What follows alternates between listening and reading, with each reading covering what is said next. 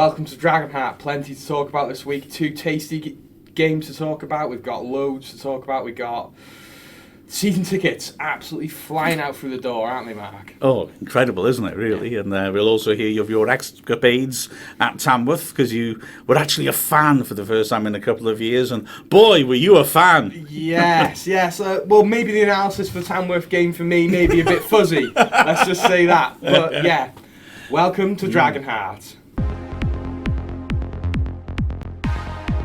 This is Sean Brisley. This is Dragonheart. Well, Tamworth, it was a bit of a strange one, really, wasn't it? Because I think it felt like a lot bigger of a game than it should have been. You know what I mean? It felt like a league game, even though we were playing a team two leagues below us, and you know, Tamworth's Tamworth. It just felt massive. I think even without the takeover, that would have felt like a massive game for Wrexham fans, because it's the first chance to see the team in the flesh, and of course the first pre-season game, you're always going to get new players to look at.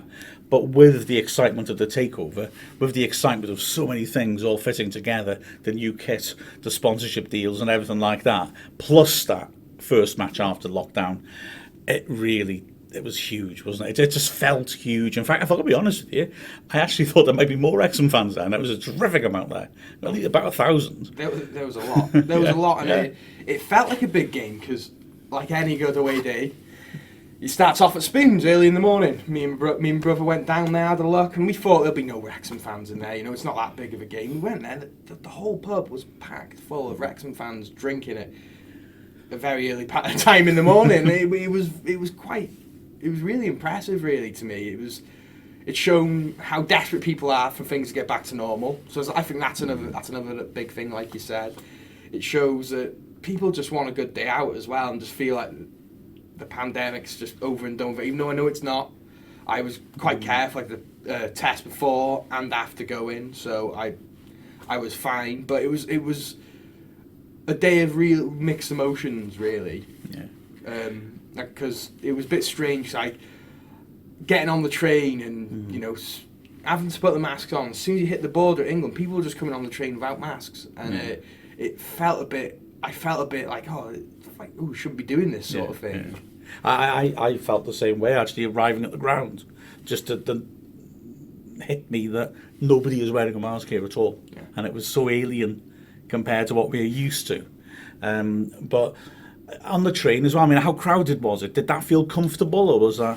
I think when we hit Wrexham, it was like at a nice state where, you know, you could sort of social distance. You could sit with. There's plenty of seats around, but I think as soon as you started hitting more, you know, near Wolverhampton, there was people in the corridors. You couldn't move anywhere, and it just felt, you know, we've had nearly 2 years of having to being told to stay away from people and jamming yourself in a metal tube. Even though I know I've had my first jab and what have you, but it just felt really uncomfortable. So it was really, really odd. And then getting off at Birmingham New Street and going to a few of the pubs around the area, just walking straight into the pub and not having to put a mask on, not having to sign in, not having to do any test and trace, and just sit down. You can actually go to the bar and order a drink. It was, you know, I know it sounds a bit weird talking to it like that, but it just felt very normal. But it felt nice, but I also felt very anxious at the same time. Well, quite naturally. I mean, I'm thinking about the trains, because I'll often go down by train to the Wrexham away games, because if I can get my hands on footage, it's really handy to get the editing done on the way back down on the train, rather than be driving and you basically lost our evening. But it sounds like train companies are running as normal, where they sell more tickets than they have seats and let everyone crowd in again. So in that case, that does make me feel a little wary about that, to be perfectly frank. I think it didn't help that you're going through one of the more major train stations in the whole UK. You know, in Birmingham, the massive city. That doesn't help. But you know, we sort of do have to get back to normal at some point, I suppose. But you know, it's just the whole thing felt weird going to the pub, and then after having a few pints in Birmingham, we hopped on the train to Tamworth, which was pretty easy. It was only 20 minutes from Birmingham New Street to Tamworth, and that's when we saw all the Wrexham fans. Then everyone was singing the old classic Wrexham songs on the train. You sort of forgot about the whole social distancing thing for a minute, and it was just really good. It felt like a proper away day, because you know, as much as I like getting the bus to away days, or driving, or the best for me is to get on the train because you can have a few drinks with your mates. It's just that real away day experience when you're on a train, in my eyes. And then what do you find it like in the green? Well, we got off the train, made our way. Well, we went to one of the pubs in Tamworth, and it was packed full of Wrexham fans. There's a few videos circulating online, and everyone was just singing Wrexham songs. It just felt absolutely brilliant. Everyone made themselves way to the ground. And it was just like we're in the ground. It just felt normal. The atmosphere was good. There was a bit more of an edge to it than like a normal pre-season. Like I've been pre-season games away, like at Crewe a good few years ago, and things like that. It was just it's just people sitting around having a day out and watching a bit of football because they're dying to watch it. But this year, I think it felt like a real game, and then the game itself wasn't bad either, was it? No, not at all. Well, maybe if we get on to that then. Yeah. Yeah, it was impressive. The thing that's pleased me about both games is the difference of opposition that we've dominated. So, yeah, Tamworth were physical, and we weren't troubled by that in the slightest. We imposed those on them. I know that goals change matches, but early goals help, don't they, when you get the game's over after 15 minutes, essentially. But then it's nice to see us doing that after... How many times have you heard me whinge about, we need to score when we're playing well? Well, we certainly did on that match, didn't we? Yeah. We couldn't stop. We could have scored even more as well. I think, I think all the fans who went to the ground that day were really happy because if you're going to beat a team like Tamworth in a pre-season, you might as well beat them handily. This team beat Birmingham City the other day 3-1 in a pre-season, so they weren't that again, pre-season, it doesn't really matter. Like obviously, Birmingham City full strength are going to beat Tamworth in a normal game, aren't they? But it was very positive, and we looked very, very structured for a side of a lot of players who haven't played with each other, mixed of trialists and youth. It looked very positive, didn't it, that day? Well, structure is one of the big words for me. I've got to say, okay, before we go any further, I need to say with both these games, because I'm going to get excited about it, they're friendlies. Yeah. And I've got to keep bearing that in mind, and I want to emphasise that to everybody, because I will get a bit excited about what I've seen. Yeah. But they are friendlies. None of them they're not competitive.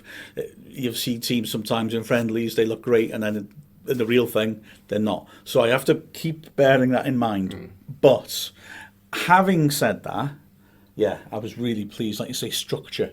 That we were led to believe that the three at the back might be just to give players games, and it wasn't what we were looking to embed in the team. But that looked really embedded. I mean, the fluidity of the movement, the way that players clicked into each other and read each other's movements was outstanding. We saw it to an extent against Fleetwood, not quite as much. But it was like sort of, three at the back, slightly asymmetrical.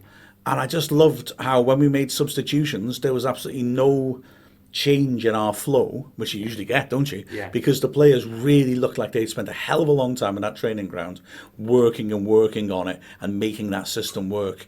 And that's what pleased me, is that no matter who you played against or how well you play, you could see that there'd been good work done to set them up. I mean, the way that...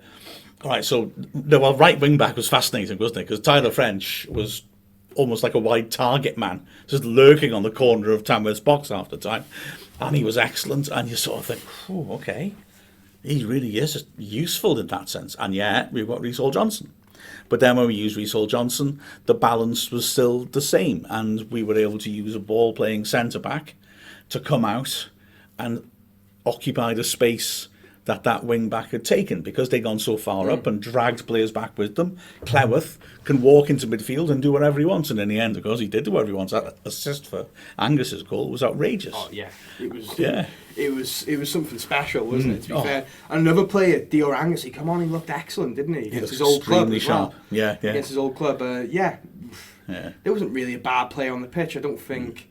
Even if you think about the Fleetwood game, the keepers didn't really have much to do, did they, throughout the game? So that's always positive, isn't it? I liked on the other side then that, like I said, it was sort of asymmetrical.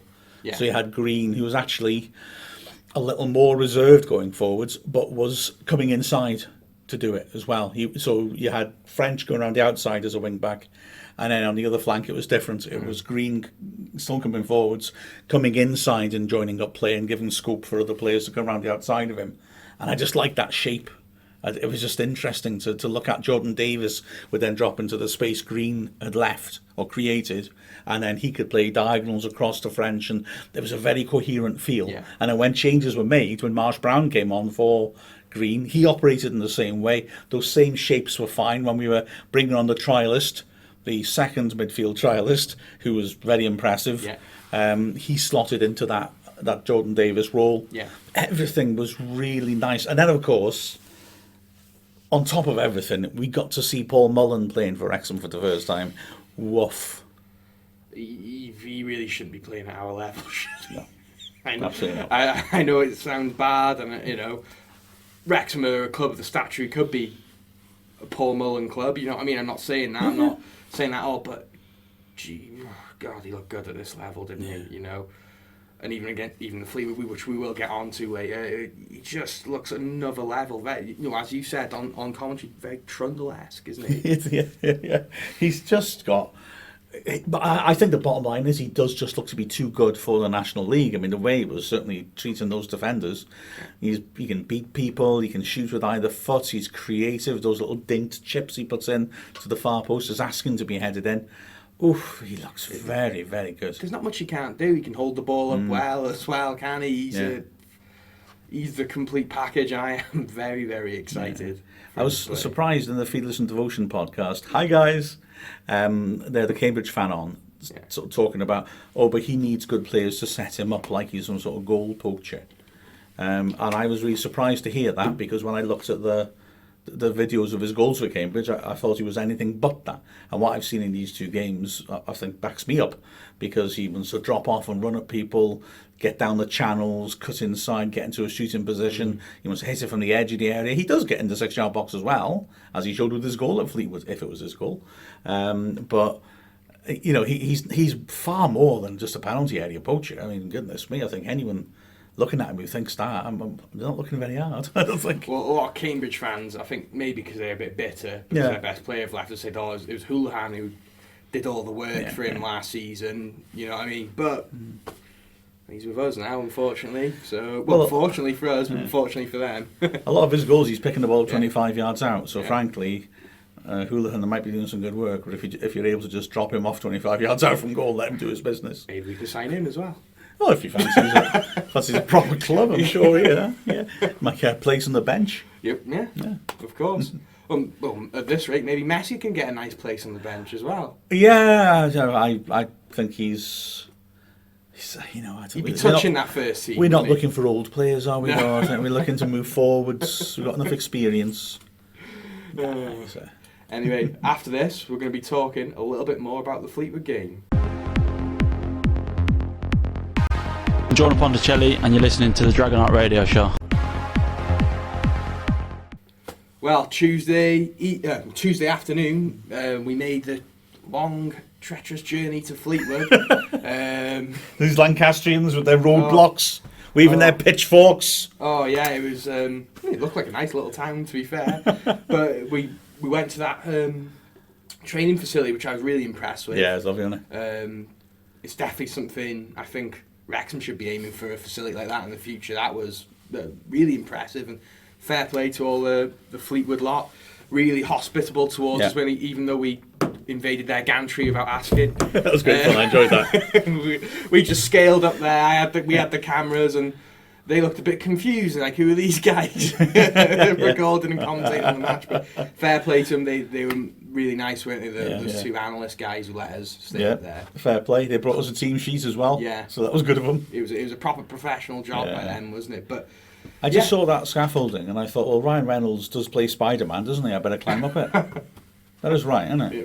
Something like that. Yeah.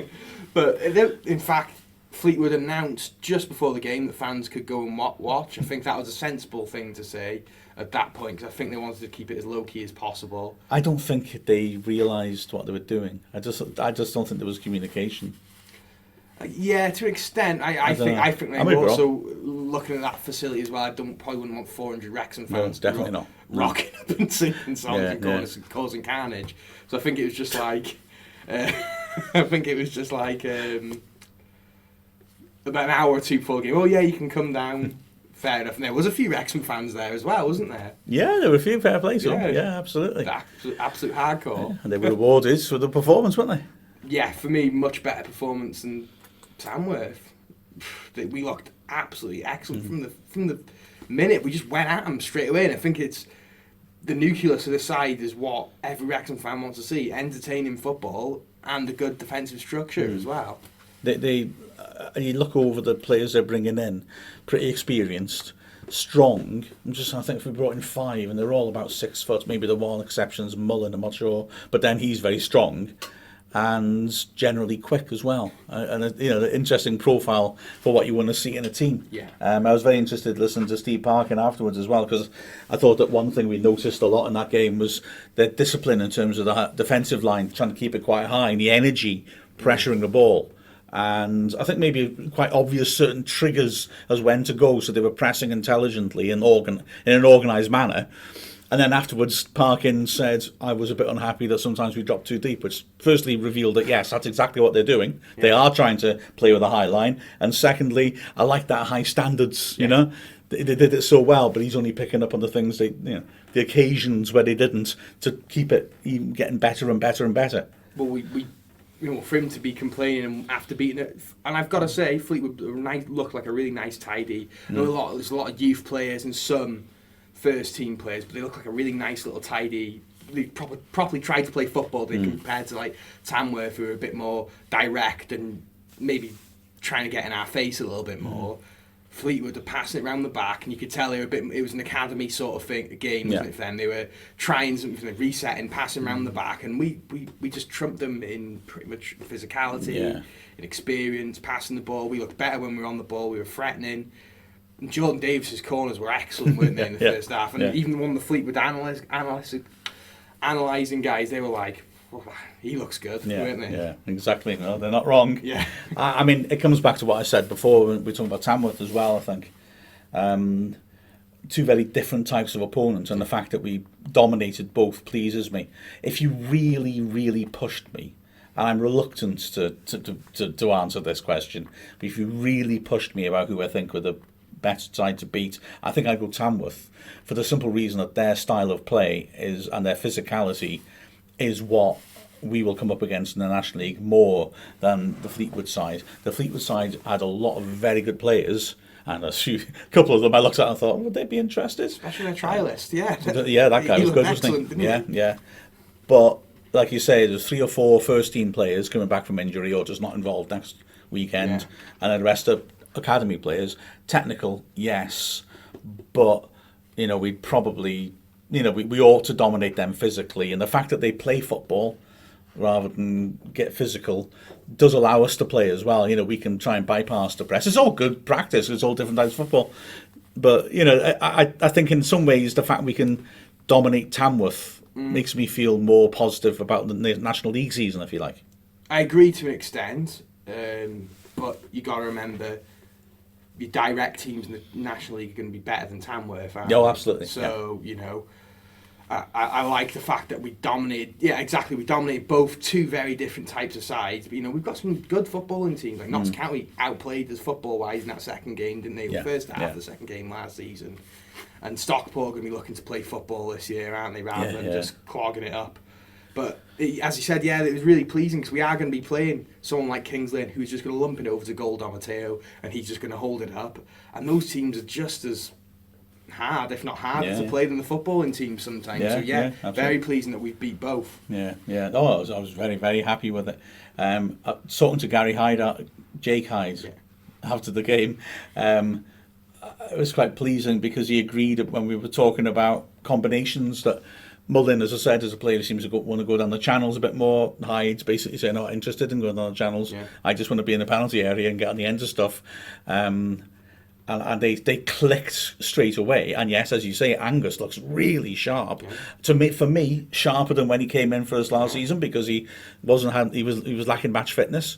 And Ponticelli looks sharp, as we said from the first day of training. And we've got 4 strikers there going for it. Yeah, 4 strikers. And if you give me any one of those combinations of strikers, I'd be happy. For me, looks good now. It's it's really, really pleasing compared to last season. We've got it's got to be Hyde and Mullin are the ones who are going to be. I would assume. Yeah. But that's it. Ponticelli's not. I really like the look of Ponticelli this season. Yeah. He's looking in great shape coming up into pre-season, isn't he? And then you've got to think if he can get fit again, Quamway Thomas when he's back, if he can recapture that form, Thomas and Mullin up front.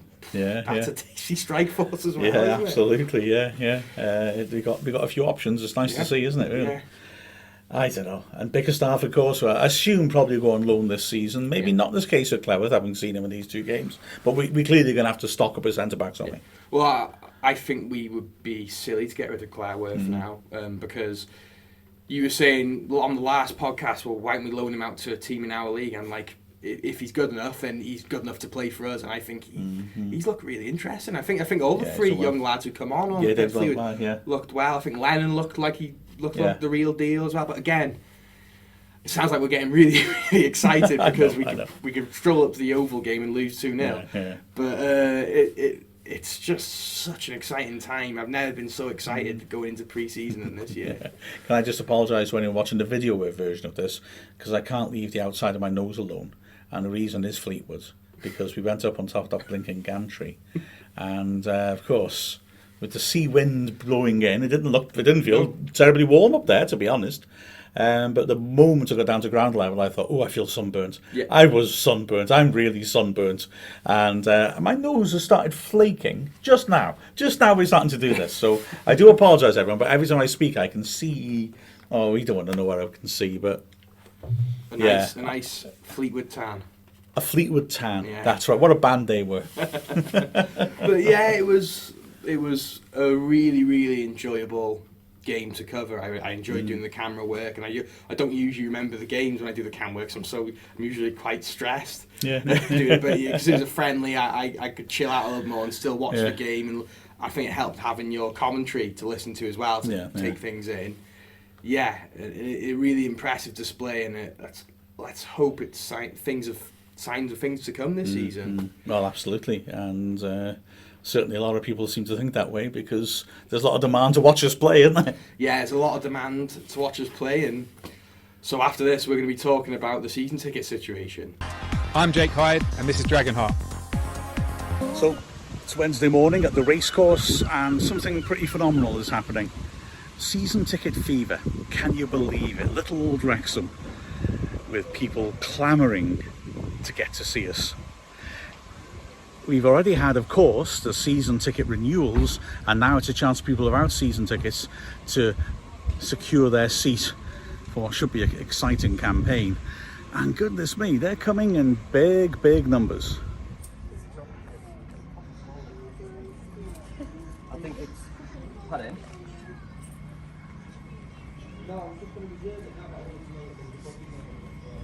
I caught up with Matty Jones, who works in the commercial department, to have a chat about how the sales are going and what it means to this club.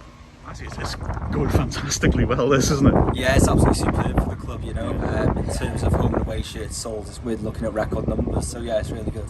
And I mean, for someone like you, I mean, you have been devoted to this club for absolutely years. Yeah, even though you're a young lad, you have been doing so much fantastic work, so much of it voluntary. To see the club now having this sort of thing happen, it must be brilliant for you. Yeah, it's a dream come true, you know. I was a season ticket holder since 11 years of age. Used to come here in the paddock with my uncle, so you know, to work here now for the last 5 years full time, it's great. So yeah, really good. Really Did you have a bit of a shock when you heard that people, well, I believe it is true that people camped overnight here, I believe? Yeah, I came in and saw there was people with barbecues and everything, you know, and deck chairs were... No, it's good that people are this devoted to the club, and long may it continue. So huge crowds. Some fans, of course, were here overnight. I wasn't sure if that was true, but I've had it verified now. I know of people definitely who've been here since 5:30 in the morning, and so a terrific amount of interest, a real clamour to get to see the Reds, and amongst the people who are queuing for tickets, a real sense of excitement. Started the 69th year. So it's your 69th season in a row with a season ticket, yeah? No, I haven't had I haven't had a season ticket for the last 2 or 3 years because I had a new knee, aortic valve, gosh, and So about 75% of the guy who saw those 69 years will be coming next season. Yeah, I've been coming, but I've buying a ticket on the day. Yeah, absolutely. My old auntie brought me here when I was 10. Oh my word! As a long-standing Wrexham fan, this is it's quite something to see. This, isn't it? A queue like this. It is quite incredible. Seeing that people wanting to watch the team, and it's all starting to fall into place. Getting some good players, brilliant players, and getting excited about pre-season and just wanting to be part of the experience over the next few years. And the buzz is remarkable, and this desire here for everyone to get here and make sure you don't miss out is, well, it's not something we're used to, is it? It's not at all, no. I mean, we normally come up at 5 to 3, buy your ticket, Yeah. 5 to 3, and then you can go in. There's no chance of that this season, so a season ticket it is. Fantastic. And you've been working hard all day. It's what, midday now? No, it's 1:45 now. Yeah. And you've been working basically all day to get this ticket, haven't you? Yeah, well, I decided to stay on, go online and do it, and registered last night, and unfortunately I wasn't able to get online, so I've just dived down here. Yeah. And I'm hoping that I'll be able to get a ticket sometime. Well, absolutely. 4 hours of toil and stress, but I'm It's sure it'll going be to be worth it in the It'll end. be very much worth it. Brilliant. It's good though, isn't it? Oh, absolutely. At least the weather's been nice for you as well. Supposed to be fun the rest of the week, isn't it? Tomorrow, when my grandson's coming, what's the season ticket, so he lives in Liverpool, so... Has he ever had season ticket before? Not here, he comes with me though, we buy a ticket on the day we did, before, like. And he enjoys coming with me. Absolutely fantastic. Well, I hope... I call in the mice go in and we have a drink. He likes to sit with me there. Fantastic. Because they had a big screen there, didn't they? Of course, yeah. Yeah. Well, good luck, and let's hope that we are bringing the 70s back. Well, I hope so, yeah. Well, everything looks promising. I'm more optimistic now than I've ever been. I don't think we were ever going to go anywhere before.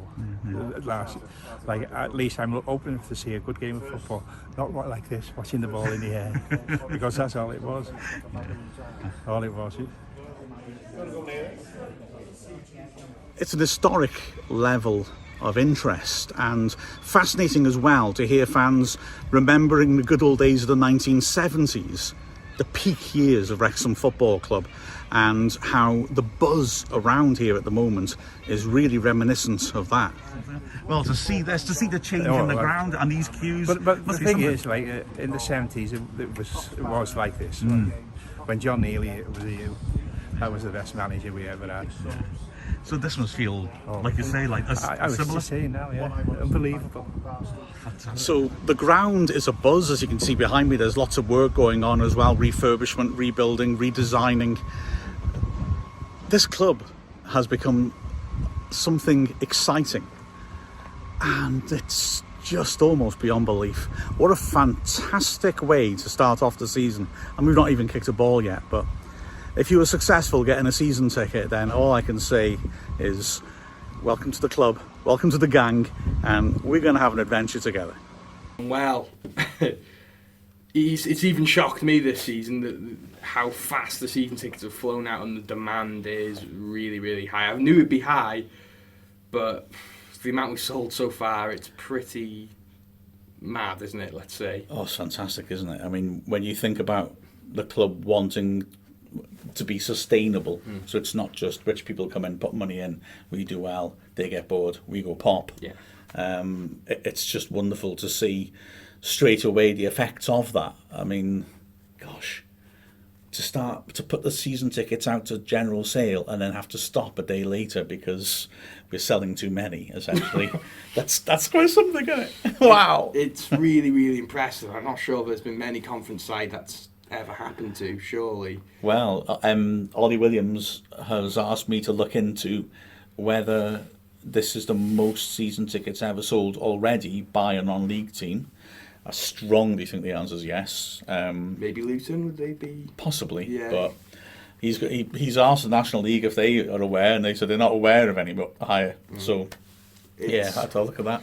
I think it's a cocktail of many things, you know. You got to remember that I think more people will be willing to go watch Wrexham if we didn't have the takeover, because COVID's lockdown stopped and people want to go out, go for a day out, watch some football and become a part of a community again. it's also the takeover. It's also the fact that we signed people like Mullin, and the vibes around the club. You know, Yeah. you pop into the club shop, everyone's buzzing and everyone's up for it, aren't they? Well, I like the way, like you're right, the vibes around the club. Yeah.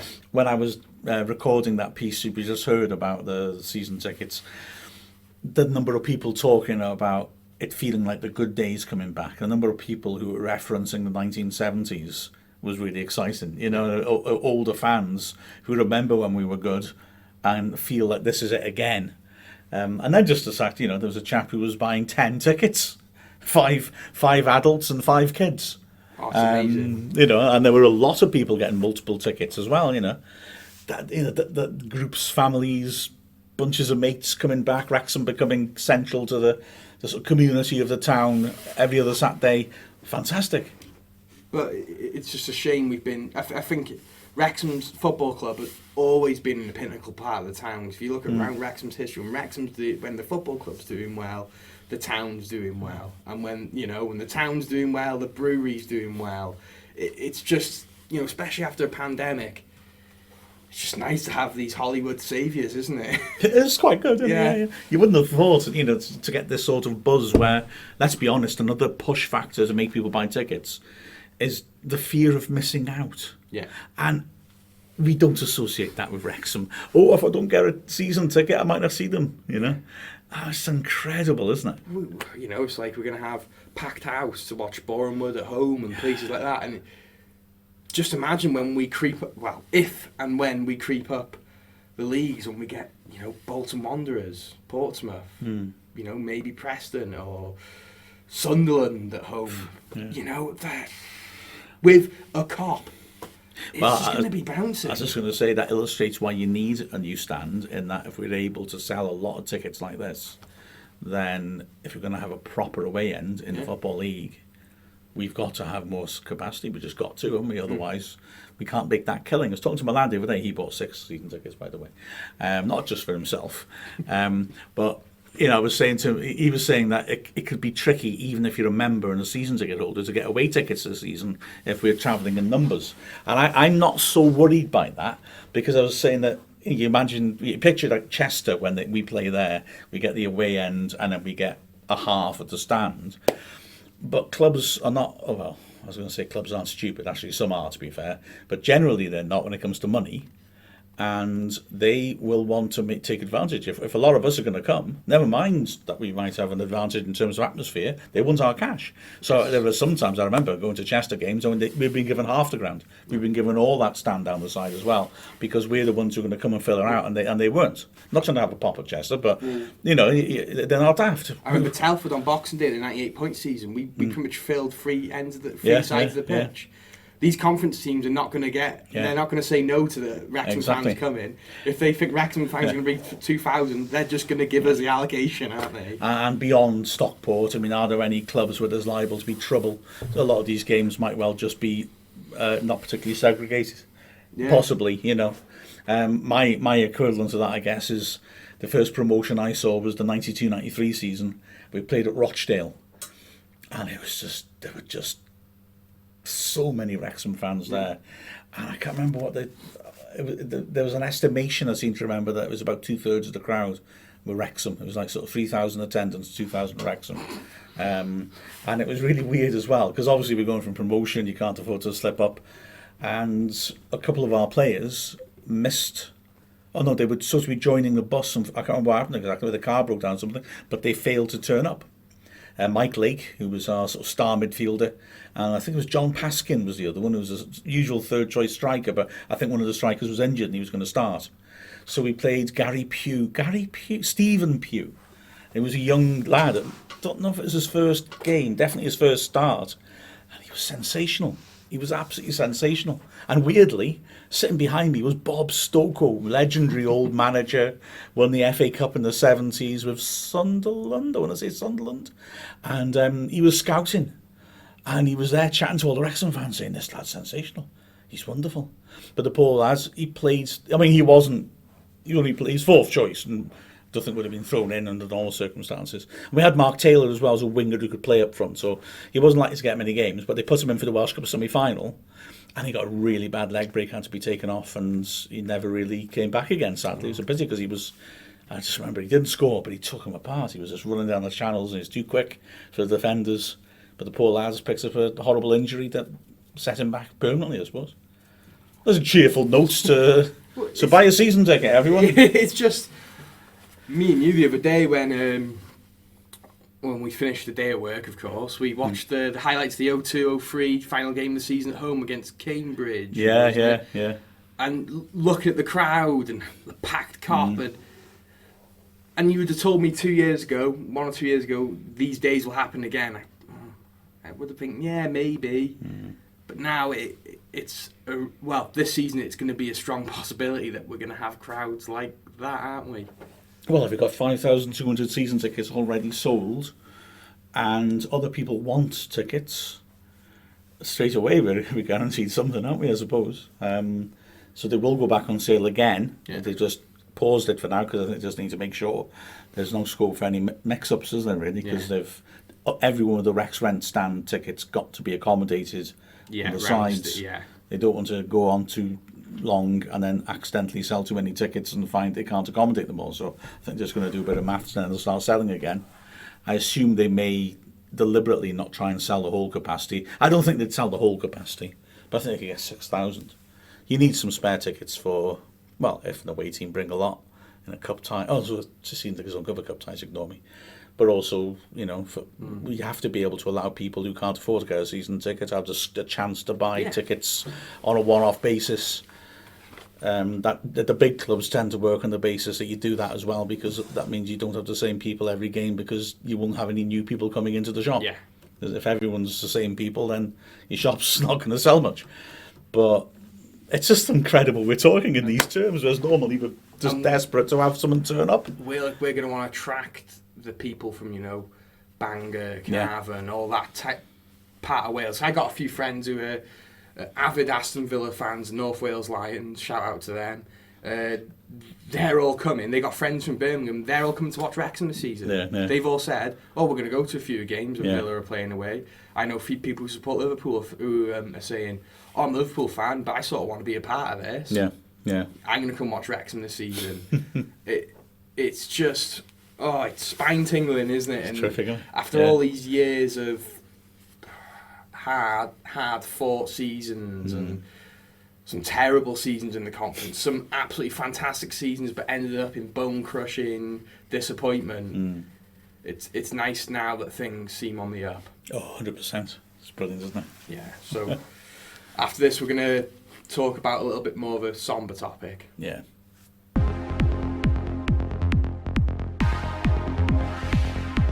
I'm Liam McLindon and this is Dragonheart. We come across some really, really sad news, haven't we, this week? James Jennings has had to retire because of an injury which is horrible after what all our family's going through at the moment.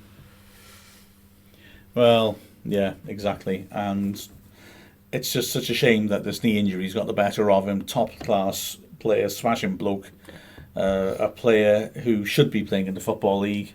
And yeah, it's just such a pity that should happen to him. A fine player for us as well. I mean, I've got to say, 4 seasons, and his character in the changing room as well as his quality on the ball and his ability to defend were massive. It was just a proper warrior spirit. He would not let players get on top of him. He would not accept players with low standards. Loud voice in the changing room, strong character. Exactly what you need in a changing room. Model professional, wasn't he? It's just such a sad day for us and Stockport. Missing out on an incredible player too, and I don't really know what to say. It's really, really sad. He's going to be losing his job as well, isn't he? On top of an injury. Yeah, but he's a cracking bloke, Yeah. And I think if there's any common sense at all in football, then there'll be a lot of people chasing after him, because he's the sort of person, like I said, you want in a changing room. An outstanding professional, outstanding person as well. Really, nice guy, genuinely nice fella, and always good with fans as well. His stats for Wrexham as well. Can I just say, it tells a story. Bear in mind, he's a fullback. I know, fullbacks get forwards, but 130 starts plus 4 sub, 10 goals. That's decent. Yeah, that's decent. The first season he didn't score any for us, but he came in 2/3 the way through, and that was a relegation scrap, and he was vital in that. When players like him, Russell Penn, Isel McLeod came in, they raised the standards of professionalism, which was desperately needed, or we'd have gone down. And those players did a huge job for this football club in keeping them afloat and getting them to do what the whole team to do what Keats wanted them to do. Yeah. And so Jennings, those 15 games in that season alone paid for him. Yeah. I would argue. 100%. But then after that, he scored goals regularly. So 4 goals, 2 goals, 4 goals. A decent return for a fullback. He loved coming forwards and linking up. He scored that beautiful free kick as well. I've seen clips. Harrogate. Yes. Oh, what Sweet. a goal. Yeah. What a goal. Fantastic strike that, wasn't it? Yeah, it is. And he got 5 assists last season as well. Yeah. And I've got to say, here's the most shocking stat of all. James Jennings, 134 appearances for Wrexham, never got sent off once. Jeno, what were you doing? Just obviously an absolute professional. We got 32 yellows. Yeah, well, yeah. Let's not. But he wasn't a shrinking violet, was he? There's a yellow every 4 games, roughly, isn't it? But he never got sent off. Fair play. But I was shocked. I was shocked when I saw that, to be honest. Yeah, I'm sure we'll all come together. You included it, wishing him all the best in whatever he does after football. 100%, absolutely top bloke, top player. Yeah. And I've been privileged enough to interview him, privileged enough to have him up at half time with an interview, privileged enough to speak to him, away from the media thing. Absolutely smashing fella. Couldn't recommend him enough to. Who'd you recommend someone to? I'm not sure. Prospective parents-in-law? I'm not sure. Is that what you say? He's a lovely lad. Take him home, meet your mother. Smashing lad. But yeah, it's such a shame, and I was really upset when I found out, and after everything they were going through, especially their for the moment. Absolutely, yeah. We wish everyone. I'm sure everyone at Wrexham AFC wish them all the best. I'm Kerry Evans, and you're listening to Dragonheart Radio Show. On to more amusing things, shall we say? Soil put this interesting video up. I don't think. I think in the striking department we just aren't, and that's why I wanted to show to make sure today. You thought that although we're doing well, we're very, very thin on the ground. We the quality that we need up there. That's why I'm looking around. There's no one around. I just pluck a name. Someone like Paul Mullen. No. Yeah, I know. I mean. I don't mean in specific. No, and somebody like that. Somebody excited this crowd. Well, I've had a word with. You see, I don't think it's a matter of, with all due respect, Kevin, I don't think it's a matter of exciting crowd. I think it's somebody who we know is going to get us into Premier League. And now I know what you mean, but short term, Paul Mullen might put a few thousand on, just for example, him. But if he gets injured in 2 weeks down the line, and we're back, it's a difficult scenario really, because the one I have asked about is Danny Newton. Well, what the hell was that? Yes, now there's the question. Solihull Moors announcing the signing of a player by scoring points off Paul Mullen and Wrexham. To be fair, I thought that was quite funny. Yeah. It was a good laugh. Wrexham responded in kind. A couple of Wrexham fans got a little bit wound up by it. It's just amusing, though. It's just I'm not going to say we're living in people's heads, because obviously Solihull are making a joke about it. But we're so in people's consciousness now. It shows how things are going well. It's mad, isn't it? I thought it was funny, to be fair. It was all in good taste, wasn't it? It wasn't in bad taste like the Juventus women's team have done today, which they probably should be in a lot of trouble for. But yeah, I quite like Twitter banter between clubs. Yeah. It was good, in good taste, wasn't it? Something featuring Neil Warnock, which was still in good taste. So who would have thunk it? Solihull, well done, very clever. Yeah. Hi guys, I'm Dominic Vose and this is Dragonheart. Well, we're nearly nearly at the end of the show. It's been a cracking one. We've gone through some really important things. Season tickets. They'll be flying again once they're open to be bought again. The 2 games are really, really promising, and there's some promising games this weekend as well, isn't there, Mark? That's right. Spennymoor Town's going to be a proper test. I think Steve Parkin implied that. Yeah. You know, like I said, we've dominated a physical team, we've dominated an academy team, but now we're going to play a team that's only 1 league below us, who've got some decent players and should be a step up in opposition. So it'll be interesting to see what we can do exactly. From what I've heard, they'll be pushing for promotion this season as well, and we'll be playing a familiar face, won't we? Oh, okay, yeah, I forgot all that. Yeah. He threw me then for a second. Yeah. Oh, I always enjoyed watching Adrian and Moke play, and I never quite understood what was going on there. But then again, you know what I'm going to say? Hulk smash, Gary Mills. We can't go through a podcast without mentioning him, can we? Oh, you just do this to make me angry. You wouldn't like me when I'm angry. Oh, man. I mean, Moke playing centre mid, which he'd never played before, but he did well because he's a good footballer. But rarely finished 90 minutes, which always bemused me. You know, I know strikers often, you see strikers and wingers who don't rarely finish 90 minutes because that's what often how things work. They either get taken off for a rest or they get taken off because they're not scoring or threatening and they want someone else to have a go.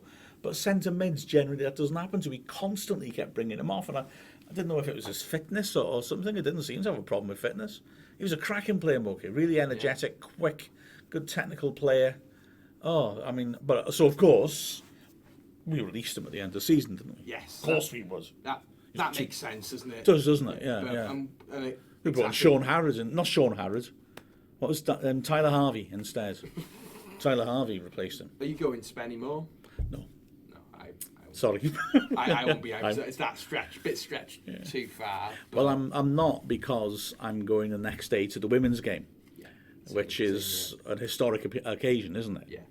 Yeah, so the action returns at the racecourse. Unfortunately, fans can't come. It would have been great if fans could have come, but we've got to be careful.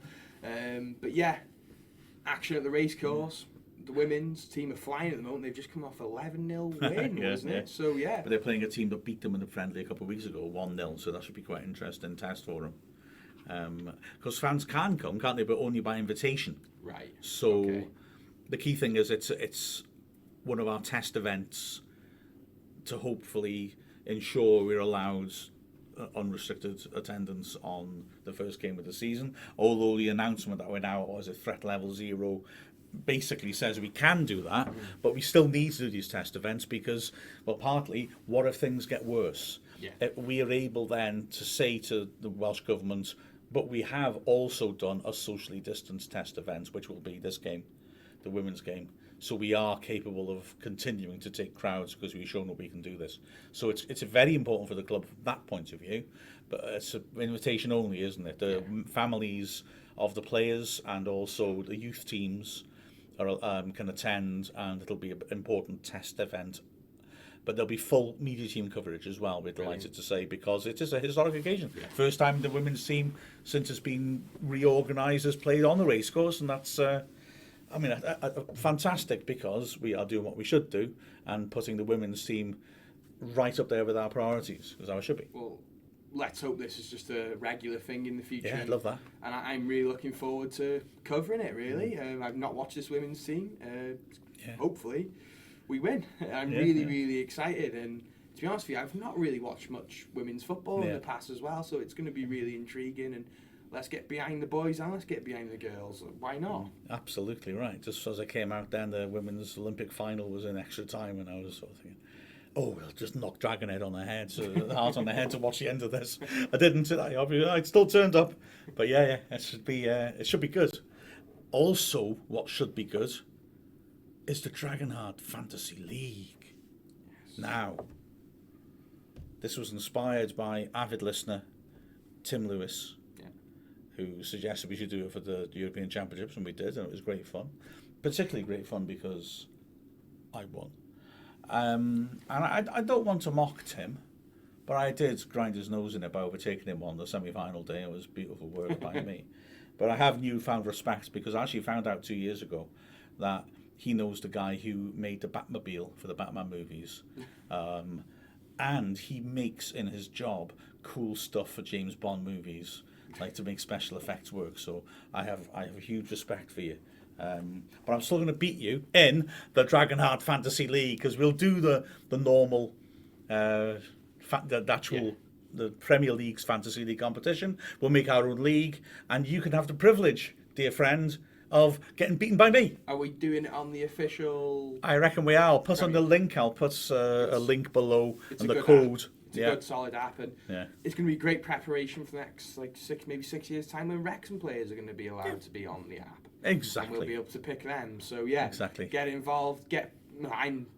I'm not really good at fantasy league things usually. Well, that's why I want you to do it. I am going to be doing my research. There is athletic articles on this sort of thing, so I'm going to be picking a team that's going to get me a lot of points. So join our fantasy league and eat my dust. And also, the young people like yourself, they like the unboxing videos, don't they? Yeah. They like on the YouTube. They like the unboxing videos, and so my friends, I'm going to unbox these. It's not like a lesson in how to open envelopes, but I sent off at the start of the week because I wrecked my laptop. Basically, I've got a new one. I always like my stickers on my laptop, and so I've been live unboxing. Audio listeners, he's opening a box. Oh, that's true. You should do the audio description, shouldn't you? It's actually an envelope. I don't want to be too cocky. But inside the envelope, oh my word, Panini stickers of Wrexham players, Gareth Owen, Mark Taylor. Oh, we talked about Mark Taylor only 20 minutes ago, and then here he is appearing unexpectedly on the podcast. This one looks tricky. It's got lots of Celtic. Can't do that one. I'll leave that for my wife. She's better than me in all respects. Unboxing again, number 2. What do we get? Oh, that's actually my non-Wrexham one. It's Paco Jémez. Legends. Rayo Vallecano legends. Managerial legends. Plays crazy attacking, pressing football with his centre-backs holding a line on the edge of the side's area. Paco Jémez. And he's got a mullet. He's not bald in this. He's got a mullet. It's beautiful. I'm excited. Oh, third unpacking. There's nothing in it. Oh, yes, there is. Yes, there is. Oh, my gosh. Oh, Alan Dwyer. Dixie McNeil. Wow. In that Adidas kit. Oh, it's iconic. Dixie in front of the Yale stand paddock, which of course is no longer a paddock. Dwyer in front of some unknown away end. Love it. And then, why, who's this? Oh gosh, it's only Gareth Davis and Wayne Cegielski, although now that we can pronounce Polish a bit better, we surely know that it's Cegielski or something, but he seems quite happy to be called that. So my laptop can have a beautiful Wrexham-y sheen on it. I don't know if I can open this last one or not, to be honest. I'm actually not quite sure what this is now. Because that was all I bought, I thought. Just open it up and it's just... I open it up, it's a bill. Or just anthrax. You'd be able to leave the building. Can you not find any of the Trinidad and Tobago players? I did have Dennis Lawrence on my previous one. I'm going to try and peel him off. Yeah. Try and see if you can get them online as well. Maybe Marvin Andrews or something. Or no, there's a thought. Yeah. There's a thought. Oh, it's complex, this envelope. It's exciting, this. Are you enjoying this, YouTube kids? Look at this live unboxing, although it's obviously not live. I do apologise to the audio listeners. Yes, audio listeners are getting all the sounds of envelopes moving. You know? I've never quite understood this, the unboxing thing with... Are you saying this is not a good segment? No, I'm not saying it. Because it's Wrexham, but there's a lot of kids who get into it, and I don't quite... It's sometimes the sad man in me, sounds like something I need to take back there, quite likes knowing what's going to come in a box. So if I'm do you get the cable with it? But that's more of a sad thing. Oh, of course, how could I forget? Di Davis, Arvon Griffiths, Quality Way, ISIS. Oh, God, another Wayne Cegielski. I've got swaps. Graham Whittle, Mick Vinter. Oh, my word. This is going to be a laptop of all laptops. Beautiful. And that is one cracking way to end the podcast. Yeah.